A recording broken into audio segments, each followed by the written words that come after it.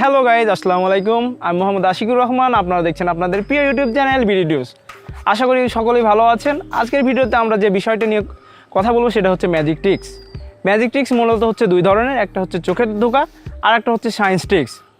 আজকের ভিডিওতে আমরা যে ম্যাজিক ট্রিক্স নিয়ে কথা বলবো সেটা আপনারা ইতিমধ্যে অনেকে ইউটিউব প্লাস হচ্ছে টিকটকে দেখে থাকবেন, যেটা হচ্ছে আঙুলের সাথে আঙুল ঘষা দিলে ধোঁয়া নির্গত হয়। এর পিছনে আসলে সায়েন্সটা কোথায় জানতে হলে পুরো ভিডিও দেখতে হবে। ফিরে আসছি ইন্টার পর।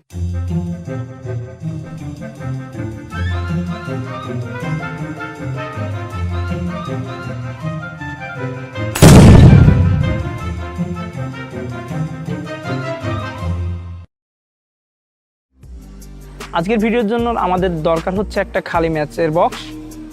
এরপর আমরা এর স্ট্রাইকটা ছিঁড়ে নিব।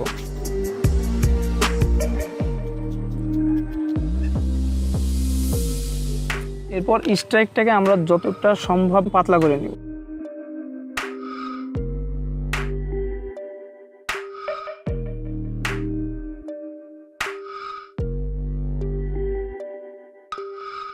এরপর এটাকে হিসেবে ভাঁজ করতে হবে।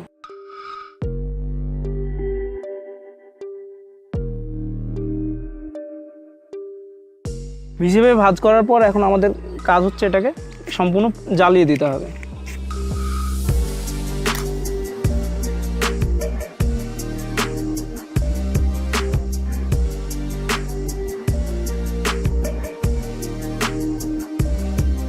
এখন আমরা পুড়ে যাওয়া ছাইটা ফেলে দেব আর এটা ঠান্ডা হওয়ার অপেক্ষা করব। এর ফাঁকে আমরা চাইলে বাতাস খেয়ে নিতে পারি ঠান্ডা হওয়ার ফাঁকে। আপাতত ঠান্ডা হয়ে গেছে। এবার এটা আমাদের যে কার্বনটা আছে এটা আমাদের আঙ্গুলে নিয়ে নিতে হবে। এরপর এটা আস্তে আস্তে ঘষা দিলে ধোঁয়া বের হতে থাকবে।